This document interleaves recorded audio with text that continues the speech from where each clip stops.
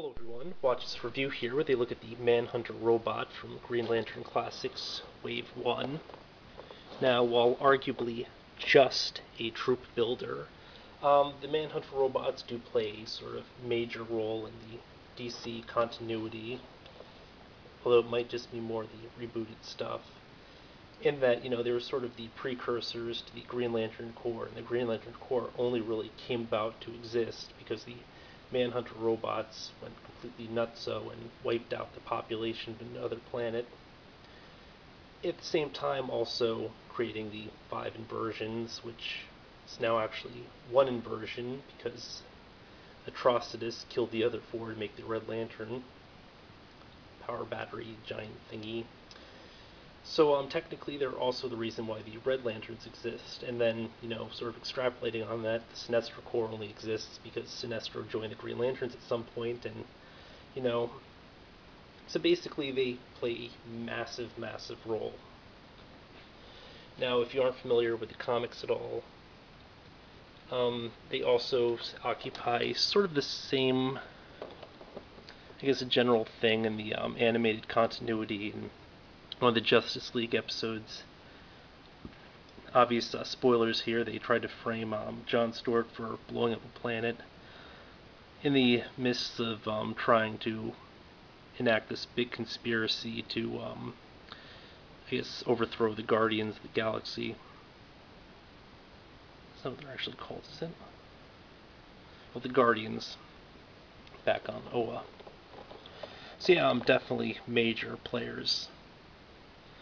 Now, it would have been really cool if Abin Sur had alternate parts, because if it did, then, the whole wave would pretty much be troop builders only, because, the Mash Low pack gives you a pretty decent Sinestro Corps body. Granted, you don't have a really usable pair of hands, because most characters have 5 fingers instead of 3, but notwithstanding, it would have been really awesome if we did just have like a whole troop builder wave, and then even like the Collect and Connect could kind of be a character that you could sort of customize as well, or do other stuff with. Especially if you had like a variant, right? And then like with one set, you'd have one set of hands and heads, and the other one would be another set of hands and heads. So it'd be like 2 separate characters. Though I can't think of like many giant-sized characters that would work for. But yeah, I'm done rambling. Let's actually get onto the figure. The Manhunter robot comes with Archillo's upper torso, which, in much the same way that the Manhunters themselves are kind of central to the whole Green Lantern lore in some ways. This is basically the central piece for the Collect and Connect, because you can't really do a ton without it. You'd have like a set of legs and stuff, and then, but if you're putting things together, this is really the part to kind of own. And to start with, usually, but now he also comes with the usual pair of 3D glasses. I'm going to bother taking these out. In addition to a power battery, which is this stand up, crazy blocky design. Now, I don't know enough about the characters and how their attacks work to understand what purpose the batteries serve exactly. I don't know if they physically charge the robots or if they used for the attacks or something. Because for a reason, I'm just blanking on how they actually fought. I don't know. But as for the robot, mine kind of had like this issue where, the weren't getting the thigh swivel going on.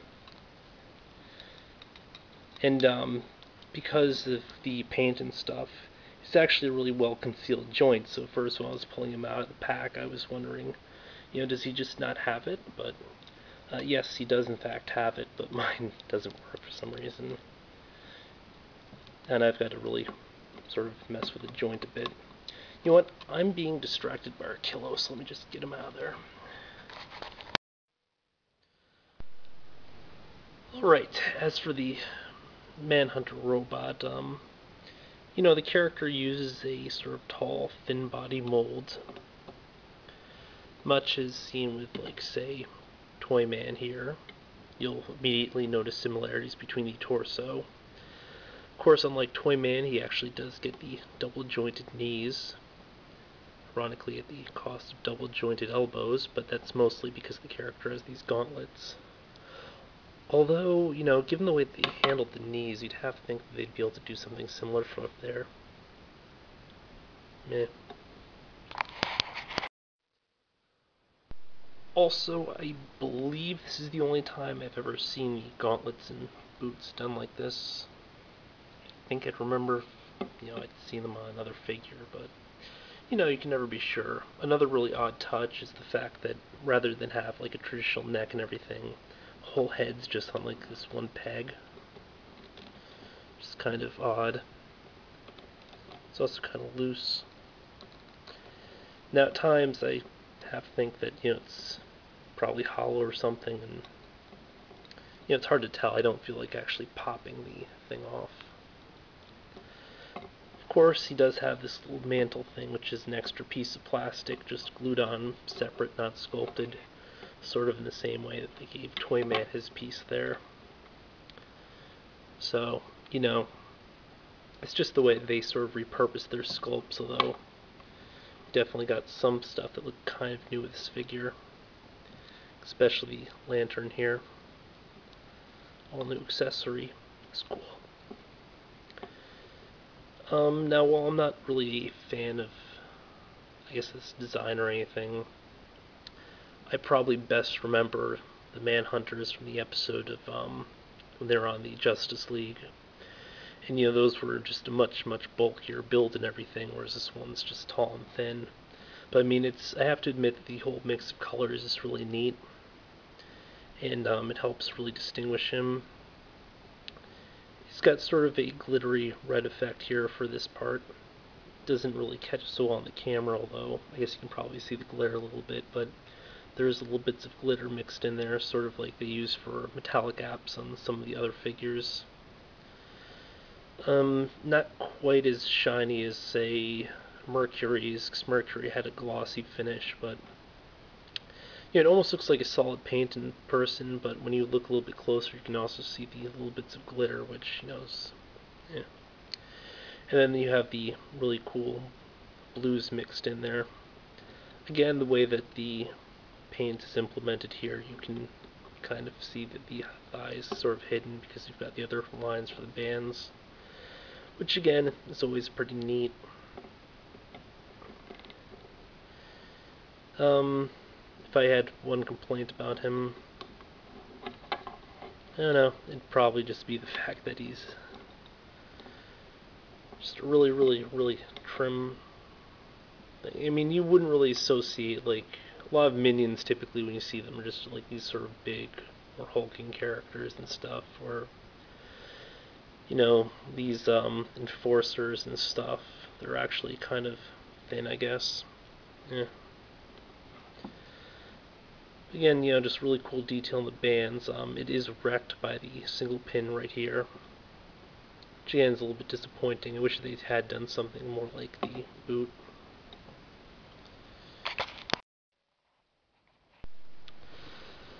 But otherwise, the character is shiny, and people like shiny things. So do a lot of animals too, or you just dangle your keys. Yeah, I'm getting off topic. But yeah, very cool detailing on the newly sculpted parts, or presumably newly sculpted parts, and just a really decent design. Now, quick run through of articulation. You have rotation at the wrists, but it's just really badly restricted by the gauntlets. Single joint elbow. Again, really not a lot of movement because of the gauntlets. Normal range of rotation at the bicep, ball jointed shoulder. Surprisingly, not really impeded at all by the mantle thingy. Head rotates only. You can literally not get any real up down with this. Or, I don't think you can. Although I guess when you sort of turn to the side, it does look like you're getting it. Ab crunch, rotation, the sort of standard little T joint thingy here. It's kind of weird. And I guess the paint app is really strong or something, so a lot of the joints are kind of broken in, although the knee on mine's incredibly loose for some reason. Point of rotation at thigh. Again, may not work all that well. Double pin jointed knee, and then a single pin joint here at the ankle with normal movement and everything. Actually, probably above greater going inward, because that's kind of nuts. They did actually paint the joint here too, because I can't imagine that this would be molded plastic, because it's got the same glitter effect that you see on the red portion, but it does kind of look like it has gloss. I'm also kind of surprised that the paint apps are as clean as they are, given that typically you have bleed in places and everything. Maybe I just gotta figure they didn't suck for a change. I mean, other than the small articulation problems and this little piece of the molding that looks like wasn't quite chopped off. But yeah, I mean, the Manhunter is a pretty decent looking figure. Only sort of downside is I don't think I'd probably use him for troop building, just as a personal preference thing. I think this Manhunter will be the one Manhunter I really keep. Although, again, you know, there's so much stuff in this wave you could buy multiples of and sort of do other stuff with. And even the ones that don't necessarily have the either the troop building capacity or sort of the ability to interchange, I mean, they would probably make decent bases for customs. Obvious exception of Mongol, of course. And of course Kyle Rayner, because that would be kind of expensive to waste. But yeah, this has been a look at the Manhunter robot. I mean, it's a really decent figure. Possibly not my thing, but, you know, I'm sure a lot of people do kind of like it, and it is a sort of cool design that will sort of likely grow on me with time. So until next time, folks.